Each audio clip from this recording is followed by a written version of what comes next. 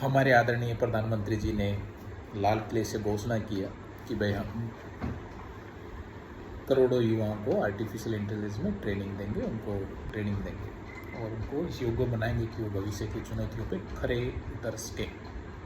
बहुत ही एक तारीफ योग्य योजना की घोषणा हुई है, लेकिन सवाल ये है कि हमारे पास क्या इतने आर्टिफिशियल इंटेलिजेंस के ट्रेनर हैं जो इनको बच्चे इतने इससे महत्वाकांक्षी नंबर में ट्रेनिंग प्रोवाइड कर पाए। 2024 के अकॉर्डिंग भारत में लगभग 6.5 लाख आर्टिफिशियल इंटेलिजेंस में प्रशिक्षित लोग हैं जो ट्रेन कर सकते हैं और 2027 तक लगभग 12 लाख लोगों की ज़रूरत है। इसको छोड़ते हैं, अभी सरकार ने घोषणा किया तो डेफिनेटली कुछ ना कुछ उस पर योजना बनाएंगे, लागू करेंगे। इससे पहले हम बात करते हैं बिल्कुल बेसिक शिक्षा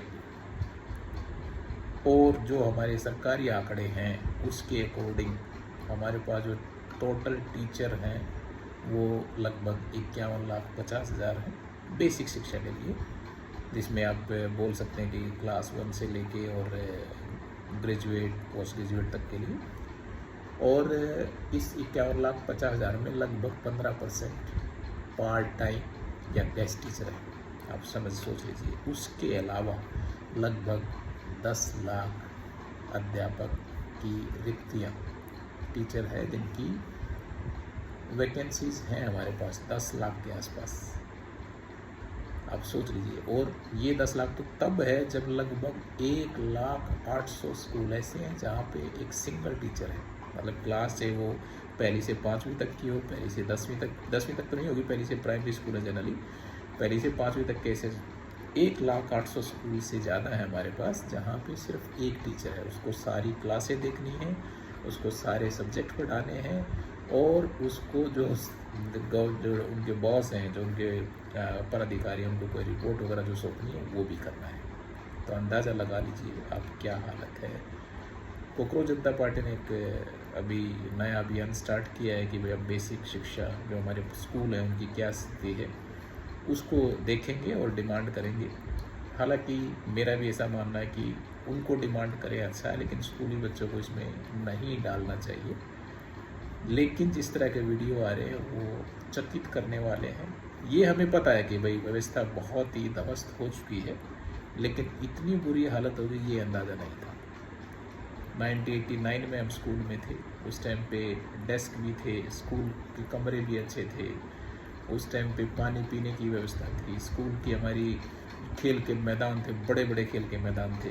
3-4 गांव का अकेला स्कूल था और गांव आसपास थे, कोई दूर नहीं थे।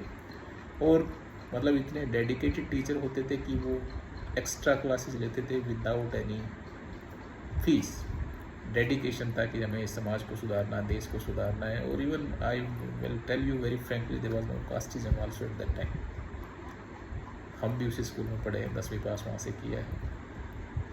आज उस स्कूल को मैंने नहीं देखा काफ़ी दिनों से, क्या हालत आई डोंट नो, लेकिन रियली आई एम प्राउड कि हम ऐसे अच्छे स्कूल में पढ़े हैं। और आज जिस तरह के एक हरियाणा के ही किसी गाँव का मैं वीडियो देख रहा था कि वहाँ पे टीचर बेचारा बड़ी मायूसी के साथ बोलता है कि सर 2022 में बाढ़ आई थी, बाढ़ में हमारे जो डेस्क थे उसका ऊपर का जो पोर्शन था वो गल गया। उसके बाद से 2022 से 2026 में हम आगे हैं, अभी तक हमारी सरकार उस स्कूल को बैठने के लिए डेस्क नहीं प्रोवाइड कर पाई। तो निश्चित तौर पे ये कोई भी सरकार है, देखिए इसमें कांग्रेस की सरकारें भी हो सकती हैं कुछ प्रांतों में बीजेपी की सरकारें हैं।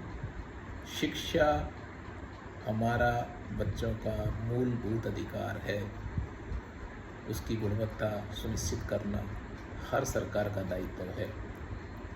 तो इसलिए सरकारी स्कूलों पर ध्यान दीजिए, सरकारी स्कूलों को बेहतर कीजिए, तभी आपका, अगर सरकारी स्कूलों में आप गुणवत्ता नहीं ला पाएंगे तो फिर ये आर्टिफिशियल इंटेलिजेंस और ये सब इसका लाभ कुछ ही लोगों को मिल पाएगा जो ग्रास रूट पे जो चेंज होना चाहिए। जिस तरह का देश की बहुत टैलेंटेड देश है ये, आप सुविधा प्रोवाइड करिए, बहुत अच्छा आप रिजल्ट पा सकते हैं।